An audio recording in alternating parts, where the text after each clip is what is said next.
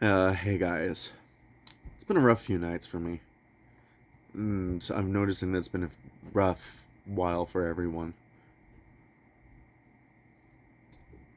There's not much I can do other than be the kind man that I can be and be the best man that I can be. And that's hard. Being a good man is hard. But really, really helps me unravel a lot of what's going inside my mind is writing. And I would just like to share a short story that I wrote with you. I'm not doing any editing. I'm not gonna bother with that. I'm not even gonna do any music. Um, I just wanted to share this short story with you and hopefully give some hope out there.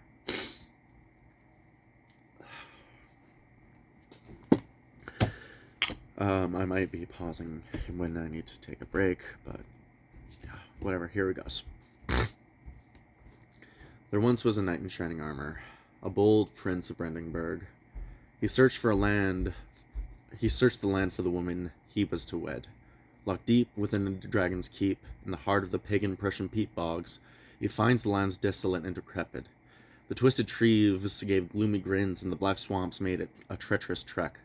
Under the heavy suit of mail, he ate only muskrat and mushrooms, the only things growing left. There was lots of wild garlic, too, so the noble knight picked a few.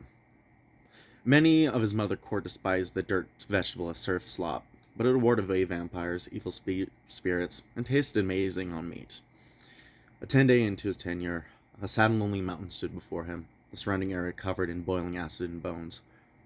Only a single path lay before him in the shores of the acid sea. Holding his cross and calling to Christ, he marches on, tiptoeing his way through the tides before reaching the castle door. Pulling out his sword, he charges in, calling into the hall, "Great dragon of the acid mountain, release thy maiden or face the wrath of the Lord," only to be met with silence. The hall was empty. There was no gold, and there was no maiden. The painted glass window stand shattered, the dragon's form glittering the glass hall in dust. Despite the emptiness, he could hear the roaring of not one, but two worms. This would be double the challenge. Was fear in his belly? Of course. He would be a fool if not. But God and Christ were on his side, and the maiden that was his by birthright was in those halls. He stands tall. Perhaps he can negotiate with the dragons. Their lack of gold was surely causing the uproar. Perhaps a simple payment would do.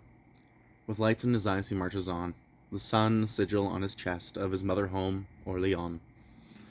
The city named after Rome's greatest hero, the restorer of the world, Imperator Kaiser Lucius Domitius Aurelianus Augustus, or Aurelian.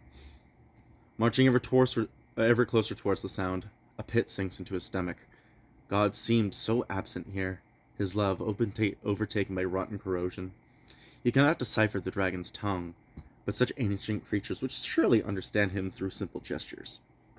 He sheathes his sword, taking out the coin bag with a smile. Psalm 34:14. Turn away from evil and do good. Seek peace and pursue it. That was the path of Christ. He opens the door. Great dragons of pagan Prussia, I have come to offer tribute for your fair maiden. And yet, the two acid dragons, spitting and clawing at each other, only pissing each other off and melting the walls, don't even seem to notice. He takes off his great helm, calling out in his proud voice, "O dragons, have no fear. I have brought gifts in exchange for the fair maiden," he says, pulling out a few shimmering gold coins. The fat, bloodied, and dying dragons get a glimpse of it and reach for it with a soul-shattering shriek. They grab him, grasping at anything gold or valuable. In the end, the only thing left is his armor and sword. But instead of crushing, eating him, or puking acid, they throw him into one of their acid-made pits, falling into a room overgrown with plants and decomposing. The two dragons go back to killing each other for the few pieces of linen and coin they had left, leaving him alone with no food, no money, and confusion. If they just killed him, he would have met God. He would have met all the sons of Rome he loved: Justinian, Aurelian, Augustus, Heraclius. He would have met Christ at the gates of heaven. He was ready to die, but the dragons didn't seem to care. There was no maiden, no treasure at the end of the quest, and there's no happily ever after. It was over. He would die alone, a thirst, or starvation, never being remembered in the history books, never being sung of, and never being alone, never being known. He will die alone in this hell. He sat for a long time, staring at the mushrooms in front of him. They were death caps. If he ate them, he'd be dead. He wouldn't have to worry about the pain of starvation. He could just eat it and pass in his sleep. But that was not the Christian way, nor the Roman way. What would his ancestor Charles Magnus think of him? What of King Otto? What of the Pope, who he personally swore an oath to? No, he must stay alive. This was his month in the desert. This was Satan speaking in his head. No, he will fight, because he is a knight, and that is what knights do. A few days passed, and the knight fed off the scraps and the garlic that he had left. It was hard to heat hot garlic on its own, but the knight would rather feel pain than nothing at all. He was also able to catch a few rats a day to eat with his garlic. It was nice to smell roasting meat on a fire. But as he takes the spit off the fire and goes to chow down, he heard a grumbling stomach. Turning, he saw a single dragon wormling, starving, its head bowing low.